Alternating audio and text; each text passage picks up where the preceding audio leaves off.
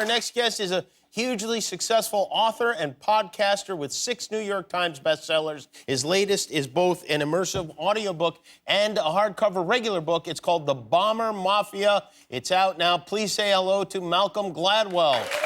Hey, Malcolm. Hey, Jimmy. How you doing? I'm doing very well. How about you?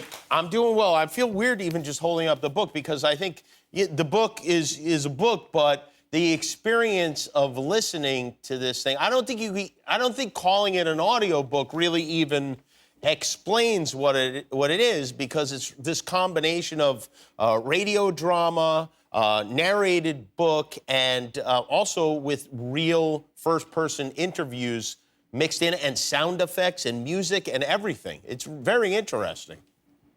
Oh, we're really excited about this. We've been doing projects like this at this audio company I have, Pushkin Industries, and this is the first kind of fully immersive one we've done, and it is. I mean, I discovered there was all this incredible tape of these generals from the Second World War at Maxwell Air Force Base, and it's a treasure trove. And so I realized I could tell a story about this weird story about these guys in the Air Force back in the 1930s, and you could hear all their voices. I mean, it wasn't like I was just describing them as if they were, some abstract thing. You can hear them, and you can, it's almost like they're sitting with you, explaining all their crazy ideas and dreams and hopes. And wow. Now explain what the Bomber Mafia was. It was a group of incredibly idealistic young pilots in Montgomery, Alabama, in the 1930s, who fell in love with bombing and thought they could reinvent war. They thought you could fight a war without killing hundreds of thousands of people, that you could make every other part of the military obsolete and just use bombers and drop them with such precision that you wouldn't have to have battles on battlefields, and you wouldn't have to, kill lots of civilians. They did a famous exercise where they imagined, could you take out New York City with 14 bombs? And the answer is they felt you could. You do the aqueducts, the power plants, and the bridges. Don't say it aloud. Don't say it aloud. Yes.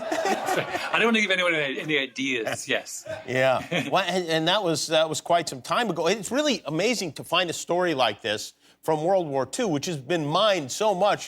There's a whole History Channel and all of these books and all of this stuff, and then somehow you find this story that is an amazing story, and really upsetting when you really listen to the details and you hear these people who were. Well, talk about Japan and the mission and why it was so unusual and devastating.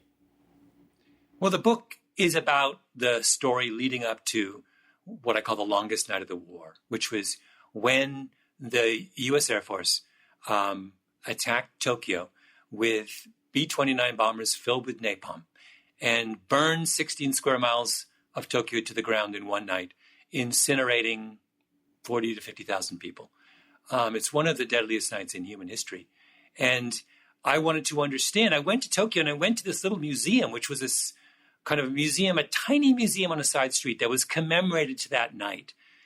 And I went there just almost randomly and realized I wanted to understand, how do we get to the point where American bombers dropped napalm on Tokyo and incinerated 50,000 people in one night? And that's where the genesis of this story was. And it is the strangest, weirdest, most upsetting, but also fascinating, because the characters are involved are these just extraordinary people like Curtis LeMay and Haywood Hansel and this weird Dutch genius who invented this analog computer. The characters in this book, who are certainly American heroes, are also nutty a little bit, right? Oh, they're my favorite story. One of the guys, Haywood Hansel, who's kind of the hero of the book, he's so obsessed with bombing that he has a young family. He's never at home. He goes home to have dinner with his wife for the first time in months. And in the middle of dinner, he hears a sound. And he turns to his wife and says, "What's that noise?" She goes, "That's your son. He's crying." These are guys, if you feel guilty about not being home enough, Jimmy, you just need to, look into this guy, Haywood Hansel. He'll make you feel better. What's that noise? That is something. Well, it's really, I think people should listen to the audiobook, because my inclination usually is to grab the hardcover. But I think the way to go is the audiobook. Go to bombermafia.com. Yeah, it's all Yeah. there waiting to be downloaded. Are you working on your new season of podcasts right now? Oh, yes, I am. And you know what I'm doing. What are you doing? The signature of this season of Revisionist History is 3 episodes, 3, Jimmy, on The Little Mermaid. On the dumpster fire, on the cinematic dumpster fire that is The Little Mermaid, in which I tear that movie to shreds and show the world how to make it better. Wait a minute. 3 episodes about The Little Mermaid? I have more time on The Little Mermaid than The Little Mermaid. The Little Mermaid's, 80 minutes? I do an hour and a half. 2 hours on The Little Mermaid.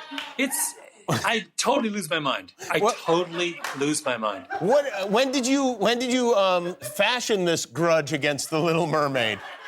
I never watched it as a kid. I didn't watch any Disney movies. I'm also old, so it came out when I was like a grown man. And I met this sociologist who was the most hilarious person. And I called her. She wrote this article on what was wrong. She watched it with her kids, and she was like, all right, I'm going to give you I'm going to give you like a little version of what, she's also a lawyer, about what goes wrong in this movie. So I call her up, and she's so brilliant and hilarious. I was like, I got to watch this movie for myself. I watch it, and I'm like, oh my God, this movie is terrible. Not only is it terrible, there's all that. The whole last third of it is just a complete outrage. It violates so many moral principles. And so I go to the point where I've gone to, do you know who Britt Marling, the brilliant screenwriter and actress Britt Marling? No, but I'm going to pretend I do. Yeah. She rewrote the ending of that movie. And we perform it in episode 3. And when you hear her version of how it ought to end, you will never watch that movie the same way again. Wow. You won't even watch that movie. I know you're part of the Disney empire, Jimmy. I know you are. I am. They're upstairs watching this right now. Iger and all those guys, and they're saying this. They're probably trying to cut me off. Their fingers on the button. You'll be lucky to be alive by morning. That's for sure. I'm dissing the IP of the Disney company on a Disney show. Oh, yeah. This is.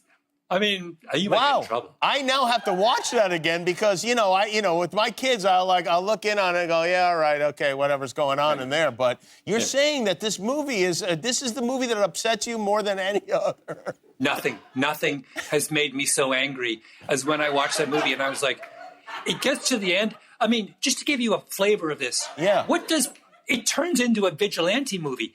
It's like a Clint Eastwood movie from the 70s. Prince Eric, what does he do to Ursula, the sea witch? He murders her at the end. He takes the law into his own hands. Yeah. I mean, that's a lesson that's really the lesson we want to be telling our 6-year-old daughters. That the way to resolve conflict is to get a handsome prince to murder everyone in our life we don't like. I mean, and that's just, I haven't scratched the surface. I go on for hours. I am going to listen to all of the hours. I look forward to that. Malcolm Gladwell, his book is The Bomber Mafia. It's available in audio and hardcover now. He will not be going to Disneyland, but thanks for joining us, Malcolm. Good to see you. We'll be back with music from Kings of Leon. Hi, I'm Jimmy Kimmel. I hope you enjoyed that video. Hit subscribe, and all your dreams will come true, assuming your dreams are to watch more YouTube videos.